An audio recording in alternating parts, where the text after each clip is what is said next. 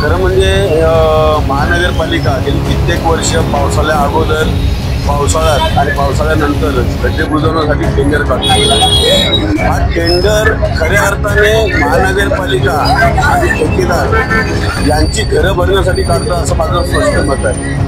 कारण ठराविक रस्ते आहेत, त्या रस्त्याला दरवर्षी खड्डे, पाऊस कला एक महिना गेला की खड्डे पडायला सुरुवात होतात आणि मग त्याच्या नावाखाली खडीकरण करा 2-4 वेळा, त्यानंतर मग एक पाऊस कला जाते म्हणून डांबरीकरण करा आणि तो निष्कृष्ट दर्जाचा होतं। तर ह्या गोष्टी जर टाळायच्या असतील तर मार्च-एप्रिलमध्ये तुम्ही खड्डे भरू शकता, चांगले डांबरीकरण करू शकता, परंतु ह्या गोष्टी वारंवार टाळल्या जातात कारण या अधिकाऱ्यांचे आणि या ठेकेदारांचे आणि त्यामागे असणारे राजकारणी लोकांचे खिसे भरण्यासाठी हे सगळे धंदे सुरू आहेत।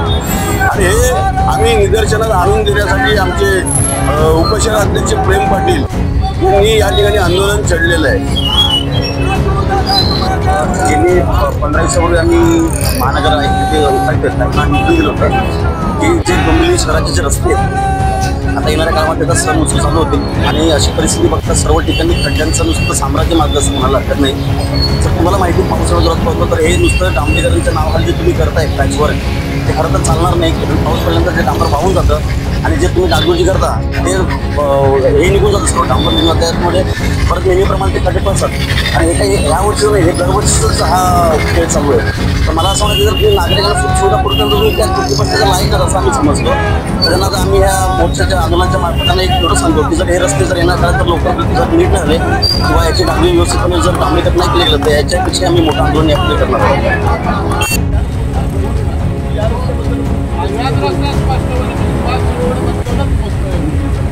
विरोध ते 300 अमृतच्या 600 डायमंडची पाईपलाईन टाकणं बाकी आहे।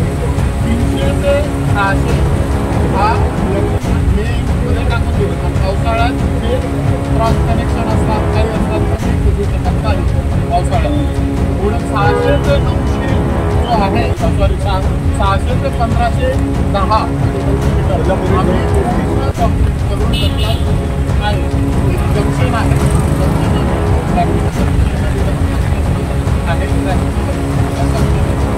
आता 0 ते 600 अमृतवादन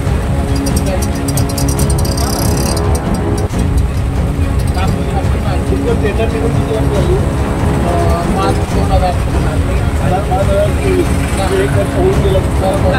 त्याच्या अगोदर त्या अमृत योजनेचं नियोजन नव्हतं, ऐकूया टेंडर निघायच्या अगोदर नियोजन नव्हतं, अगोदर सांगतो मला कारण कसं आहे तुम्हाला सांगतो अमृतमधनं झाली योगी निवारमधनं ड्रेनेज झाली, पाणी लाईन झाली, नंतर अमृतमधनं आपल्या कॉन्क्रिटीकरण झालं बरोबर प्रमाणात विस्तारमध्ये आणि त्या पाठीचा तुम्हाला 7 निघाला दोन देण्याला बाहेर होतो 24 संपला नाही। आज नवं पाणी काय आहे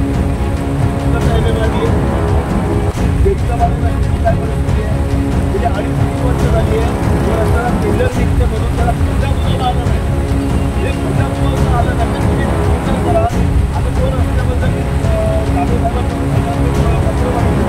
पुढं बनवले काही रस्ता ज्या पद्धतीने मुंबई ना काय काय रस्ता ज्या पद्धतीने मुंबई ना रस्त्याबद्दल केलेलं रस्ता आहे तिकडं वॉल पोलीस सोडली आहे तिकडं आणि काम करताना तुमच्या एकही अधिकारी जागेवर थांबत पाईपलाईन करायला कोण नाही, 2-2 दिवस अंधारात जातात शोधायचं कुणाला प्रोडक्ट सही आहे आमचं आंदोलन